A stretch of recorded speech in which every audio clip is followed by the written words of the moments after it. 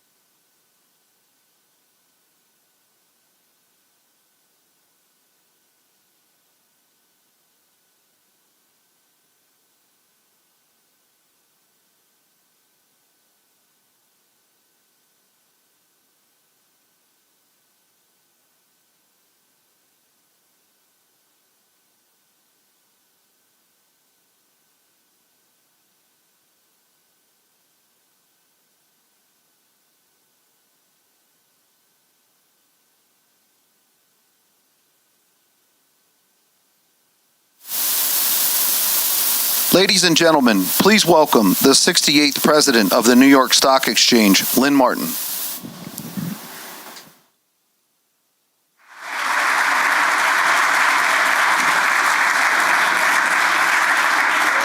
those of you who just saw me run on the floor, you know I can actually run in these shoes, so.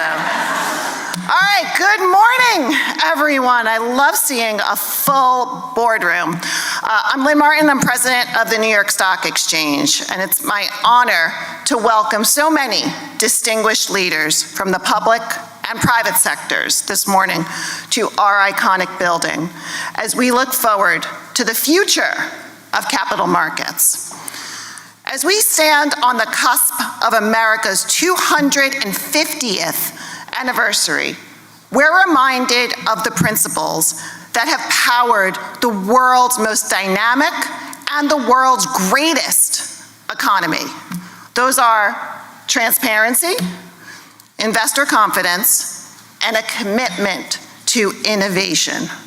Those hallmarks are what make the American capital markets the greatest in the world.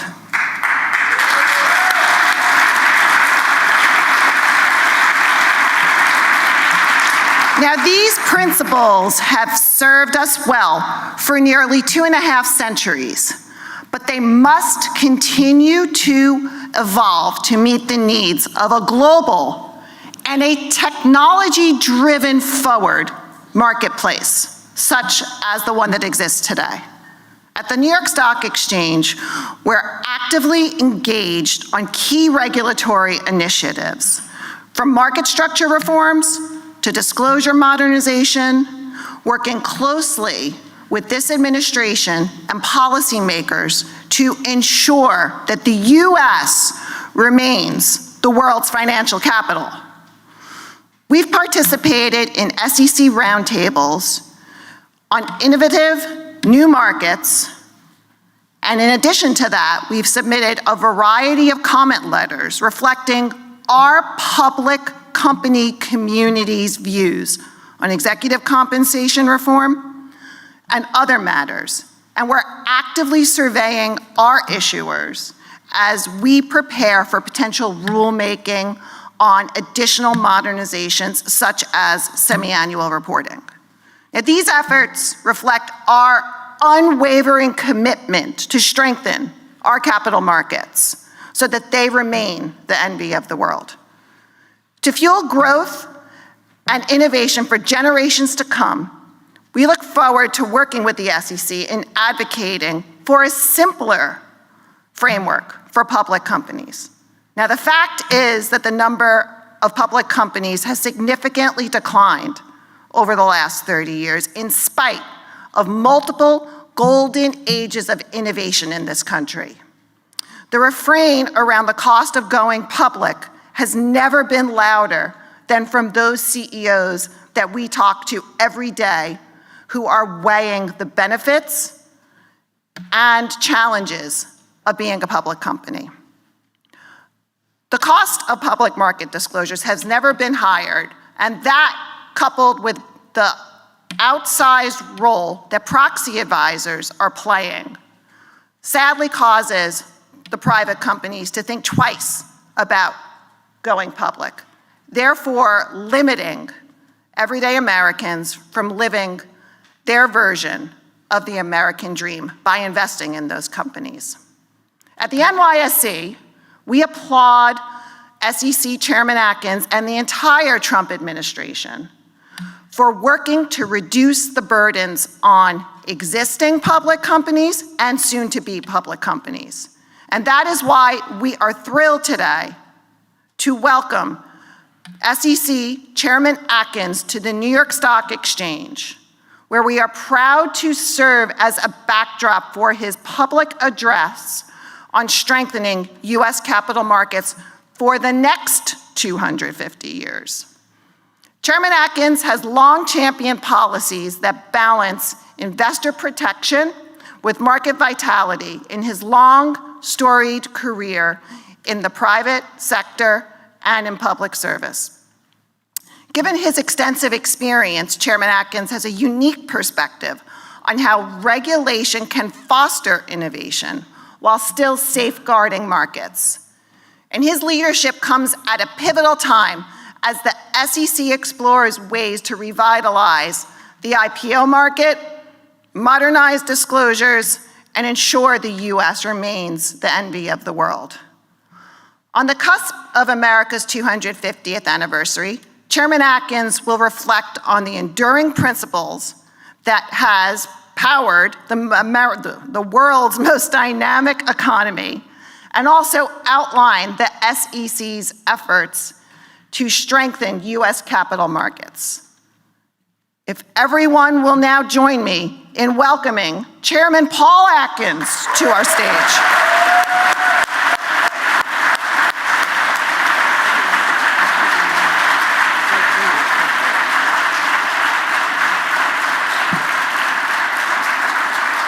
Thank you. Thank you all very much. And good morning, ladies and gentlemen. And Lynn, thank you very much for your generous introduction and for hosting us here in this beautiful room and, as you mentioned, in this iconic building. And my thanks as well to the market participants here today. And of course, I'm grateful to see my counterparts from the administration.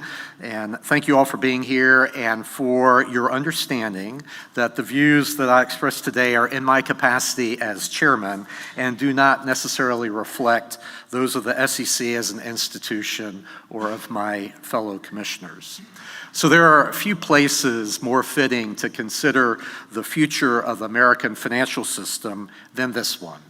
The New York Stock Exchange is a cathedral of the capital markets, replete with rhythms and rituals that allocate resources towards socially valued uses. Listen closely and you can hear the hum of human ingenuity that has long echoed within these walls, echoes that ring loudly around us today. And then step outside, meanwhile, and the neighborhood itself narrates the American story. A short walk in any direction brings you to landmarks like Federal Hall, where George Washington took his presidential oath and Congress established the Treasury Department. To the buttonwood tree under whose ancestors about 24 stockbrokers established the forerunner of this exchange.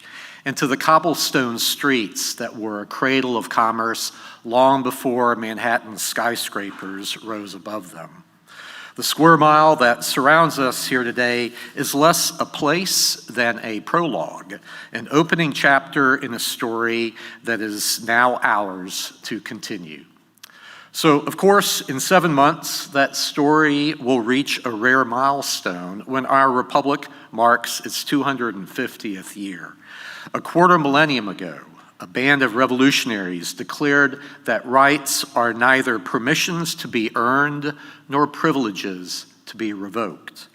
They claimed the right to govern themselves, yes, but also the right to provide for themselves, to work, to venture, and to prosper off their own efforts, to pursue happiness and property. Indeed, our founders sought agency as much in the halls of power as in the marketplace of ideas. Anniversaries of this magnitude demand more than just ceremony. They ask something of us. They invite us to reflect and, of course, but no less, to resolve, to ensure that the future that we shape will prove to be worthy of the legacy that we've inherited. Allow me then to take a few moments to revisit how that legacy began. Before the United States was a nation, it was actually an investment. The first permanent English settlements in this hemisphere were financed through joint stock enterprises that allowed people to pool together and share in the risk and the reward of a very uncertain venture. The Virginia Company, for example, the first major British securities offering aimed at the Americas, funded the Jamestown settlement through share subscriptions, investors of which anticipated returns through land, trade, and dividends. Decades later, a similar structure funded the settlement that became this great city, foreshadowing New York's destiny as a global capital of the securities markets. Indeed, what is now modern-day Manhattan originated as a corporate investment project. We have with us this morning a copy of the company's original stock offering, New Amsterdam's birth certificate, you could call it, and a tangible reminder that Manhattan itself was built on the premise that prosperity flows from mobilizing capital toward its most productive uses. That premise, of course, and the financial system that it engendered is rooted in still older foundations dating back to the Glorious Revolution, when Parliament wrested arbitrary power from the Crown and established the principle that property rights would be protected, contracts enforced, and the state bound by predictable rules rather than royal whim. Britain became a financial powerhouse by creating the conditions in which markets could flourish. Our founders inherited that worldview and then forged a more perfect union, perhaps none more than Alexander Hamilton, across from whose burial site we assemble today. Hamilton understood that markets, structured properly, can unleash the might of American dynamism as no monarch or government ministry possibly could. After all, a free market is a hallmark of a free people. And as Dr. Ludwig von Mises described so well, quote, "If history could teach us anything, it would be that private property is inextricably linked with civilization." So in Federalist 11, Hamilton praises the adventurous spirit which animates the commercial character of America.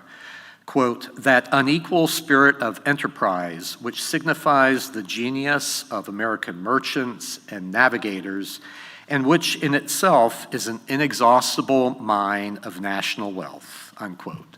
And then he heralds its potential to make America the admiration and envy of the world. So Hamilton saw in that adventurous spirit a precocious young nation whose people could produce their own prosperity.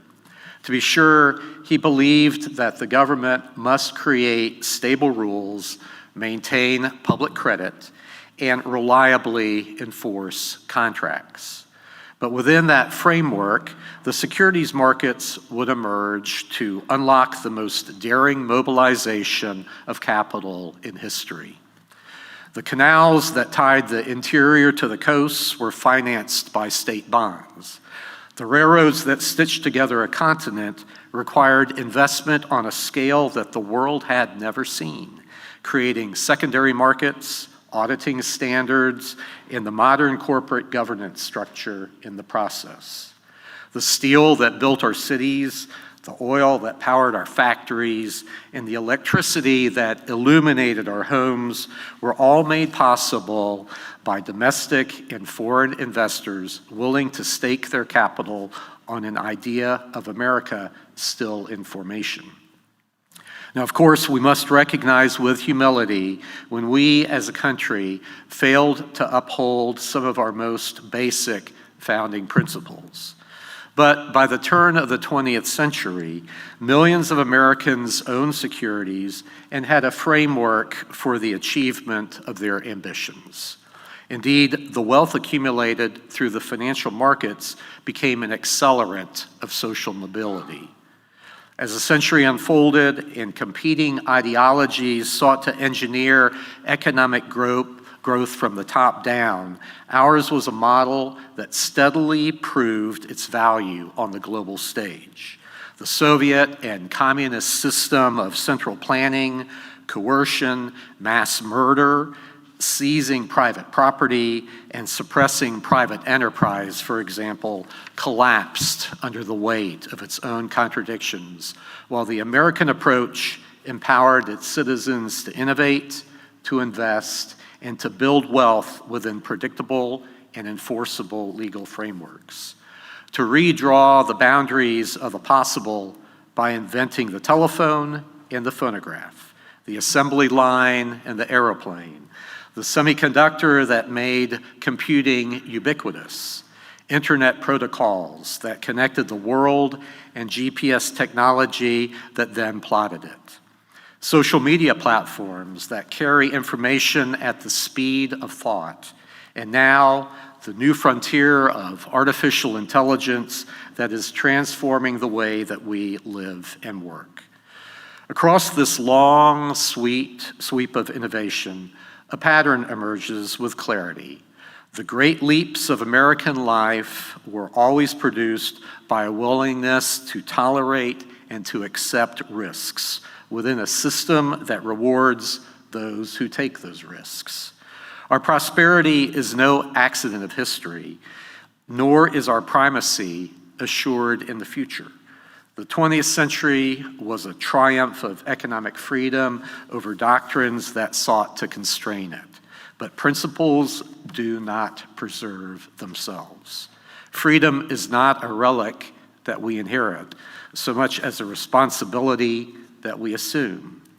And in recent years, our regulatory frameworks have veered from the founding ideals that helped the United States to stand without peer as the world's destination for public companies.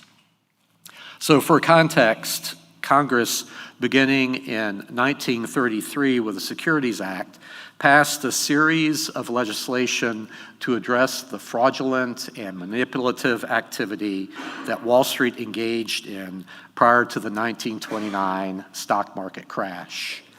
Congress's enactment of the securities laws at the federal level sought to provide more clarity in the markets in the name of rebuilding public confidence in them. After all, markets require trust, and trust requires transparency. Shortly before the Securities Act became law in 1933, President Franklin Roosevelt explained his vision for this seminal statute in a message to Congress.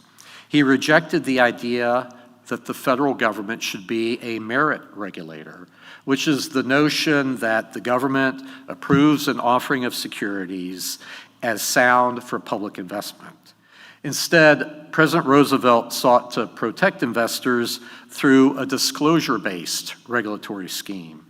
The idea that companies offering securities to the public should provide all important information about those securities. In short, the Securities Act preserved the Hamiltonian model by incentivizing capital to flow to opportunity based on the judgment of investors, not of government bureaucrats. In the same message to Congress, President Roosevelt explained that, quote, "The purpose of the Securities Act is to protect the company and to protect the public with the least possible interference with honest business," unquote. But as the generations passed, the federal government's natural tendency asserted itself. Rules multiplied faster than problems that they were intended to solve, and in its drift away from original congressional intent, the state sought to substitute its discernment for that of market participants. Shortly after I left the SEC as a staff member in the mid-90s, there were more than 7,000 companies listed on U.S. exchanges, from small cap innovators to giants of industry. Yet by the time that I returned as chairman earlier this year, that number had fallen by about 40%. So what happened during those decades, I think, tells a cautionary tale of regulatory creep. A tale that tells us that the path to public ownership has become narrower, costlier, and overly burdened with rules that often create more friction than they create benefit. These trends have eroded American competitiveness. They've locked average investors out of some of the most dynamic companies, and they've pushed entrepreneurs to seek capital elsewhere, either in the private markets or overseas. This decline is not inevitable, nor, I think, is it now irreversible. While there are many SEC rules and practices that have amassed over the decades and certainly are ripe for reform, perhaps none epitomize regulatory creep more so than the voluminous disclosure requirements in the Commission's rulebook today. Over the years, and particularly over the past 2 decades, special interest groups, politicians, and at times the SEC itself have weaponized the disclosure regime that Congress itself created for our marketplace in an effort to advance social and political agendas that stray far from the SEC's mission of facilitating capital formation, protecting investors, and ensuring fair, orderly, and efficient markets. These decades of accretive rulemakings have produced reams of paperwork that can do more to obscure than to illuminate. Today's lengthy annual reports and proxy statements improve substantial costs on companies because they consume significant time from boards and from management and require armies of special lawyers, accountants, and consultants to prepare. Despite these costs, investors sometimes do not benefit from the information because they struggle to parse and to understand it, or they find it so intimidating because of the volume and the density that then they just ignore it. One of my priorities as chairman is to reform the SEC's disclosure rules with 2 goals in mind. First, the SEC must root its disclosure requirements in the concept of financial materiality. Second, these requirements must scale with the company's size and maturity. With respect to that first goal, the Supreme Court has enunciated an objective standard for materiality and explained that information is material if there is a substantial likelihood that a reasonable shareholder would consider it important in making an investment decision. Achieving this goal necessitates restraint and care from both the SEC when it promulgates a rule and from Congress when it directs the SEC to mandate disclosure on any particular subject.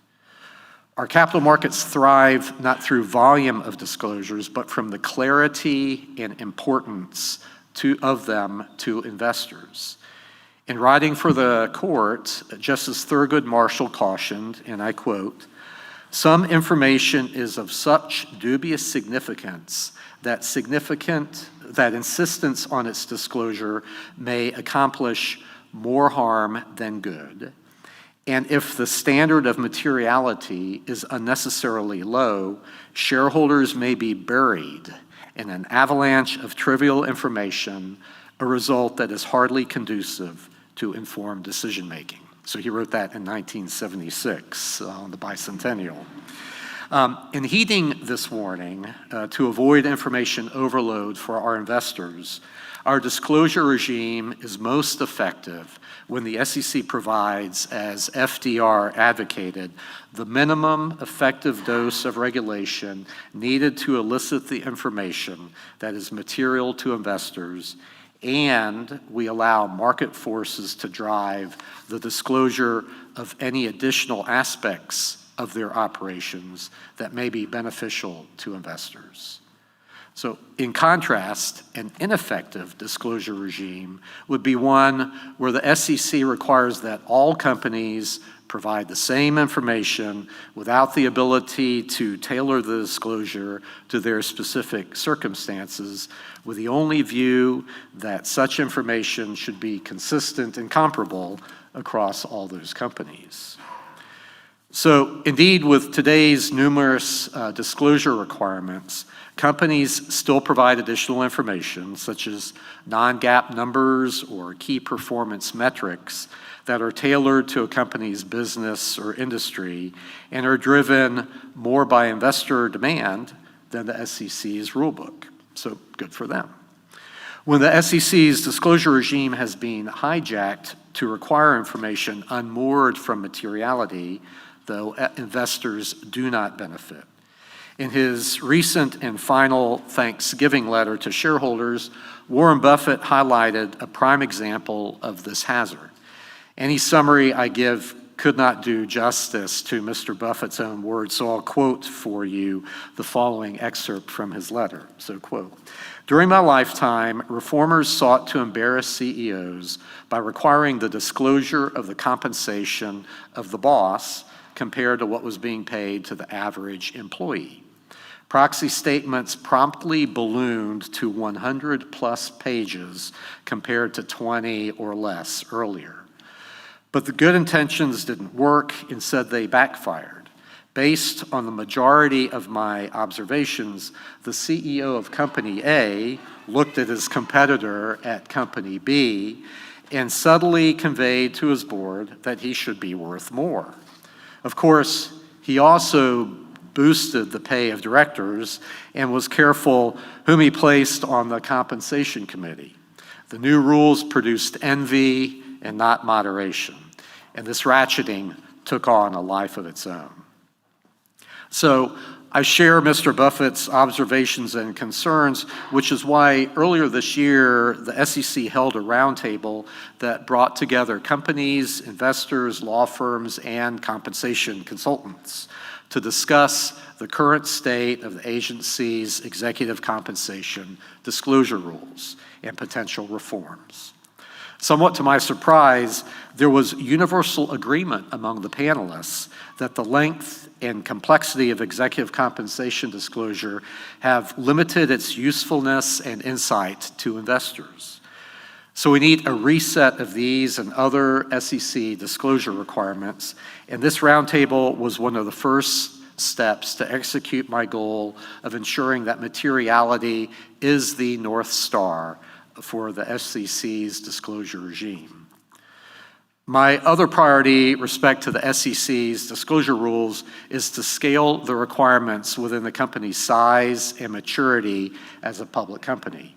Balancing disclosure obligations with a company's ability to bear the burdens of compliance is particularly important where Congress has directed the SEC to promulgate disclosure rules whose costs may have a disproportionate impact on some companies. Of course, this approach is hardly a novel concept. The Commission first provided tailored disclosure requirements for smaller public companies back in 1992 when my former boss, Richard Breeden, was chairman. And that was during my first tour of duty at the SEC as a staff member. And then 2 decades later, Congress, through the Bipartisan Jobs Act, gave certain newly public companies an IPO on-ramp, so-called, and permitted them to comply with some of the SEC's disclosure requirements on a delayed basis. It's time to revisit these concepts that have proven effective and that merit expansion. As part of this effort, the SEC should give strong consideration to the thresholds that separate large companies, which are subject to all the SEC disclosure rules, and small companies that are subject to only some of them. The last comprehensive reform to these thresholds took place 20 years ago in 2005. This dereliction, let's say, of regulatory upkeep has resulted in a public company with a float of as low as $250 million being subject to the same disclosure requirements as a company that's 100 times its size. For newly public companies, the SEC should consider building upon the IPO on-ramp that Congress established in the Jobs Act. For example, allowing companies to remain on the on-ramp for a minimum number of years rather than forcing them off as soon as the first year after the initial offering could provide companies with greater certainty and incentivize more IPOs, especially among public companies, among smaller companies. American entrepreneurs built the most dynamic economy in history, in part by taking their companies public and by sharing rewards with workers, savers, and investors. That partnership is worth reviving. If we want the next generation of innovators to choose our public markets, we need disclosure that is calibrated to a company's size and maturity. That is driven by market demands, and to the extent mandated by the SEC, that is rooted in materiality and not the whimsical social or political agendas that might exist. So of course, disclosure reform is just one of 3 pillars of my plan to make IPOs great again. A second pillar involves depoliticizing shareholder meetings and returning their focus on voting on director elections and significant corporate matters. And finally, we must also reform the litigation landscape for securities lawsuits to eliminate frivolous complaints while maintaining an avenue for shareholders to continue to bring forth meritorious claims. At the SEC, we've been hard at work on executing on this plan, and we look forward to soon sharing the progress that is taking shape. Raising capital through an IPO should not be a privilege reserved for those few unicorns. More and more public investments are concentrated in a handful of companies that are generally in the same 1 or 2 industries.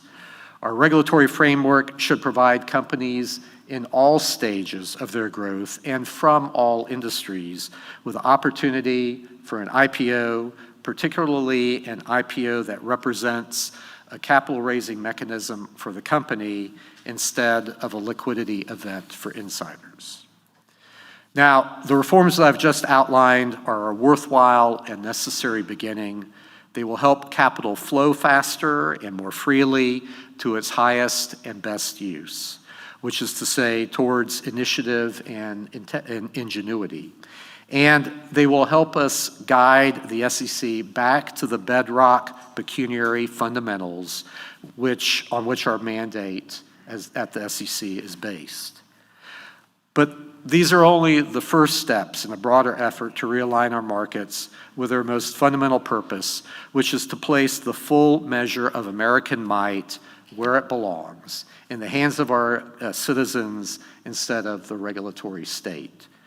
As we look towards America's 250th year, let us remember that no nation has ever entrusted so much agency to the individual, and no nation has been so plentifully rewarded for it. And yet, even as the weight of history and evidence affirm this truth, some in our society have come to question whether the capital markets remain the most reliable engine for upward mobility. They presume that the politically prescribed allocation of capital is superior to that of free markets. They call to seize the means of production. They contend, often through artful, alliterative slogans, that decisions made by the government are more efficient and more just than those made by the governed. They ask, can capitalism propel people past the circumstances of their birth or background? Can it reflect our highest values? So I, for one, believe emphatically that it can, and that history has proven it. For at its best, capital is the instrument through which an individual can marshal the resources of a free society in pursuit of shared prosperity. It's the instrument through which we can create value in the lives of others by creating value in our own. Indeed, our markets are a deeply moral enterprise because they are a mutually beneficial one, because every exchange holds the potential to lift both parties, because our markets affirm the dignity of the human spirit and liberate the potential to invent, to build, to innovate, and to flourish as no other alternative can. So this is precisely why our work at the Securities and Exchange Commission matters. Because when our capital markets are strong, they amplify that sense of dignity on a global scale.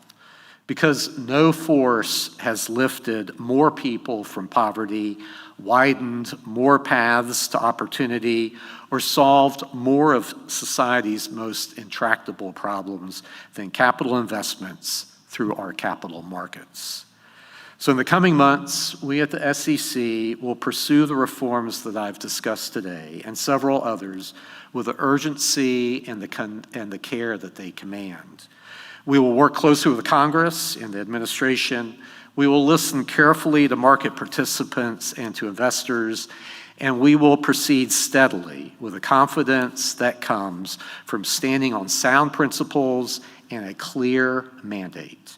But above all, we will proceed with a resolve worthy of a people ever agitating to be prosperous.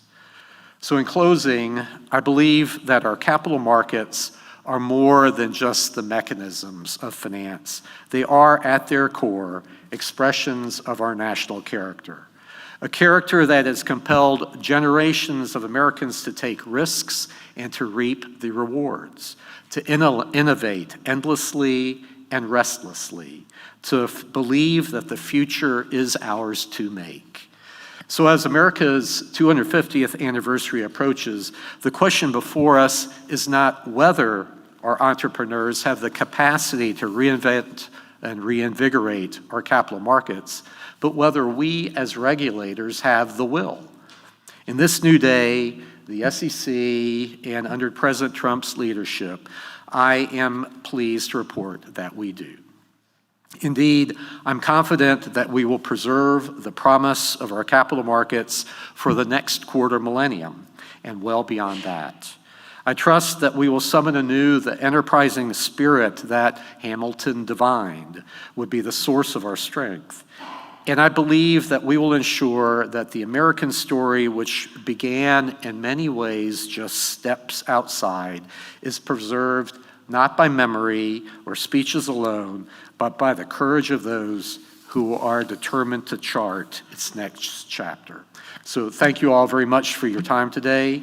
You all have been a patient and indulgent audience, and I look forward to working with you all and to achieving the work ahead of us. So thank you very much. Thank you. Thank you.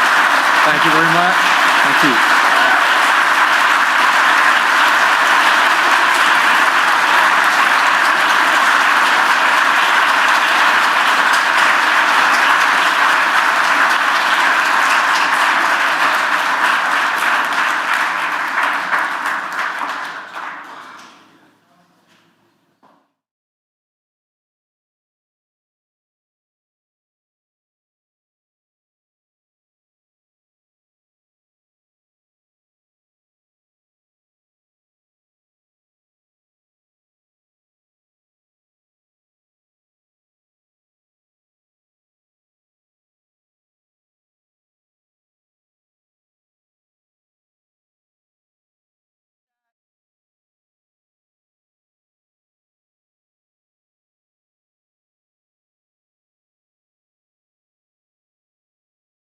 But most importantly, within our markets that fuel that enterprise. Exactly. Amen. So yes, and so so I think we have a reception here. So happy to greet you all, and thank you very much for coming.